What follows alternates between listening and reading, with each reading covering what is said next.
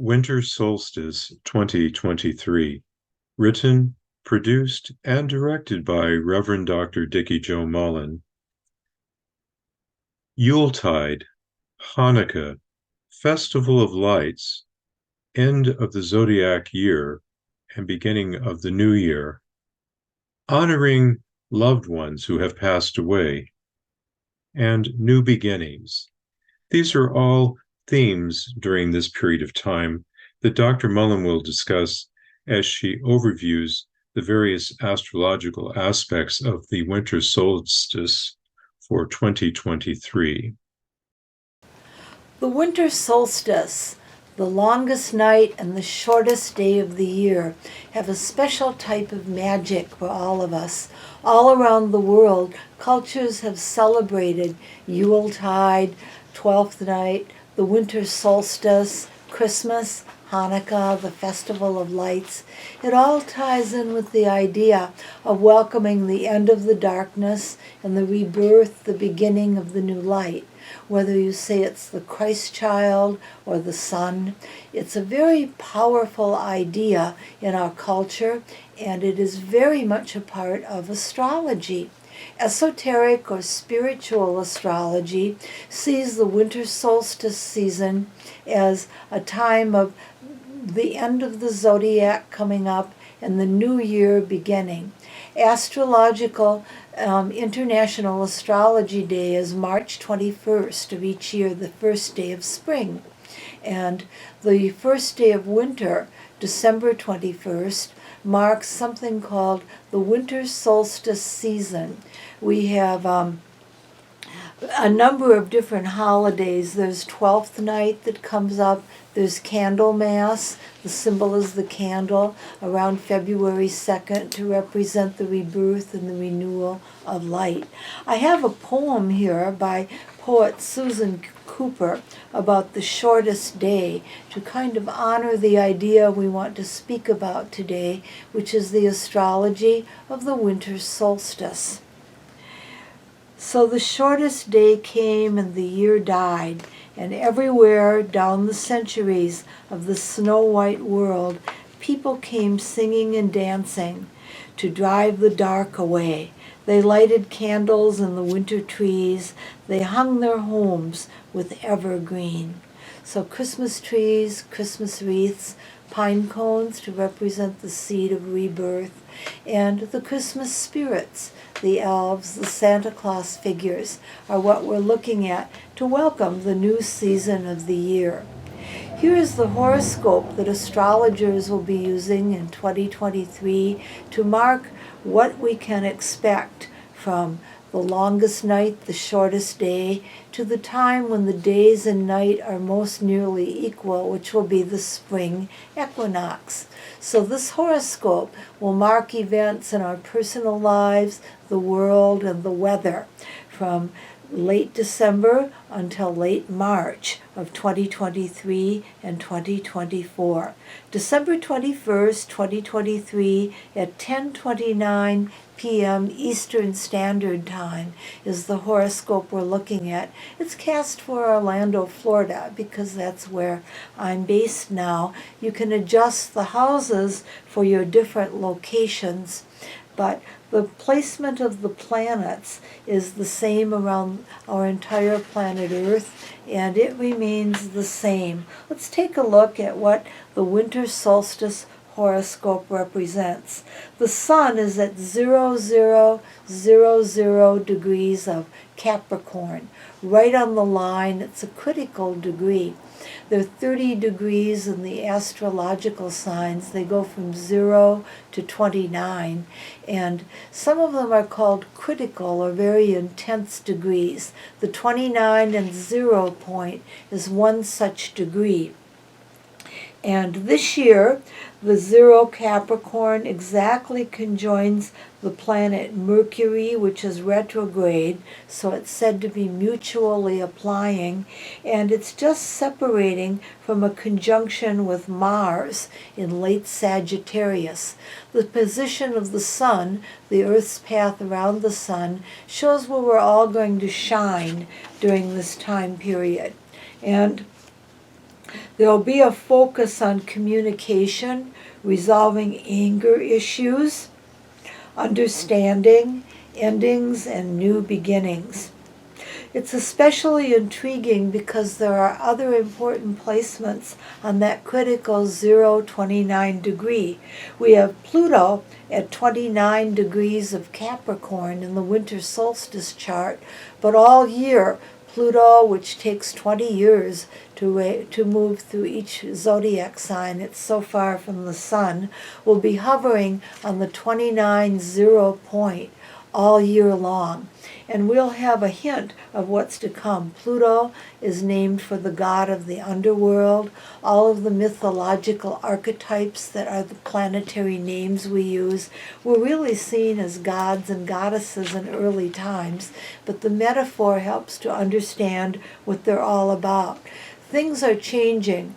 Nothing will be the same anymore by the end of this astrological year. We're witnessing a rebirth and renewal, and death can be welcomed as a peaceful release from the past, which is the best way to consider this and to look at it. We also have the moon, the heavenly body closest to the earth, at a 0 degree. It's at 0 degrees of Taurus. The 0 degree Taurus moon brings a critical focus, it's a critical degree, on the earth, ecology, the natural world, and also economy and business. There is a real change in the way money is handled and what financial security will mean, and economic trends. We will be living in interesting times, to say the least. The moon represents the general public, the flow of daily life, events that concern most of us. At 00 Taurus, it will be in an applying conjunction to Jupiter, which is 5 degrees Taurus. It's retrograde, which means the moon and Jupiter are moving toward each other. Jupiter represents blessings, it represents healing, it represents everything that's large. Jupiter's the largest of the planets, and so largesse, everything that's expansive. It represents a lot to do with philosophy of life and values. That will be emphasized. For people who have a lot of earth in their birth charts, if your own horoscope has a lot of Taurus, Capricorn, and Virgo, this will be an especially productive and wonderful winter season for you. In the southeast, in Orlando and related areas, the rising sign will be Virgo, and this creates a grand trine in Earth. So again, for Earth sign people, you can smile and anticipate an especially productive and wonderful time. Looking at some of the other placements in this powerful winter solstice chart, remember this sets the pace until the first day of spring.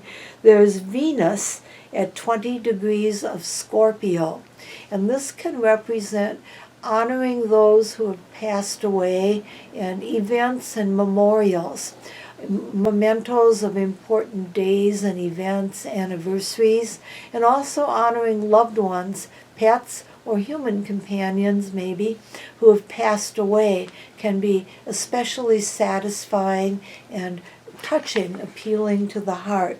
The Venus in Scorpio relates a lot to communication with the spirit world, spirituality, the idea of the continued of consciousness after the change called death. Venus in Scorpio is trine, that's a favorable 120-degree angle, Neptune in Pisces.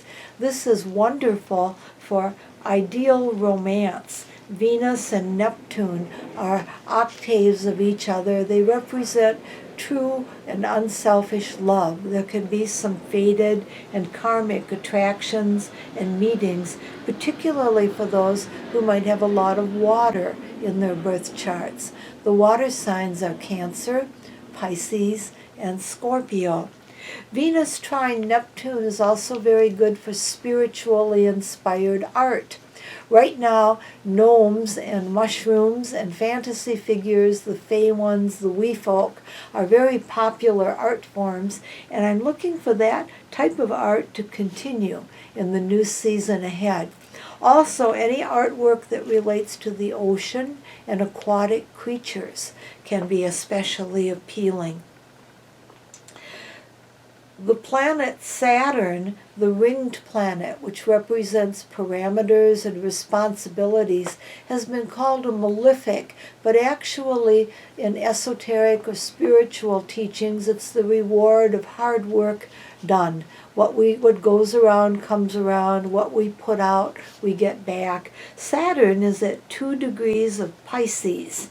And this has a lot to do with charity, helping those who are down and out, rescuing animals or people in need can be a focus, but also setting parameters and boundaries would be significant. Many people are hurt, particularly those who try to rescue the mentally ill or those on the street.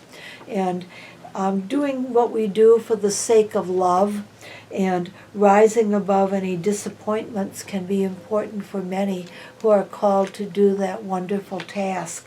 Saturn in Pisces relates a lot to chemicals, and of course there's a drug crisis really around the world. In the United States here, much information is in the news about how many families, many people are affected by the adverse effects of negative drugs, and also drug abuse on every level, alcohol abuse. That is coming very much to the fore in this new season because of the placement of Saturn in Pisces, which relates to body chemistry and chemicals. Also diet, too much sugar, too many party foods, looking to see what you're really eating. We are what we eat. That'll be another point of controversy. Each of the zodiac signs relates to a body part. Saturn has a bearing on health and the well-being of the body. Saturn in Pisces during this season relates to the feet. So comfortable footwear, massaging or elevating the feet, caring for the feet, maybe just thanking them for taking us where we want to go would be a good idea to resolve the influences of Saturn being in Pisces. The north node of the moon, which is a strong point and it marks the eclipse path, is in the sign of Aries. And eclipses will fall in Aries during the year ahead, which represents off with the old, on with the new, the spirit of adventure. That will especially appeal to you fire sign people because the north node in Aries is also combining with Mars, the energy planet, in Sagittarius to create some of the very little bit of fire sign energy in this chart. This represents sports, it represents competition. The planet Chiron, tiny planet represented by the teacher of Achilles, the centaur, is also in Aries. That often isn't considered in the solstice chart, but let's consider it along with the moon node and Mars to represent healing from the wounds of the past, not letting yesterday take away too much from today and tomorrow.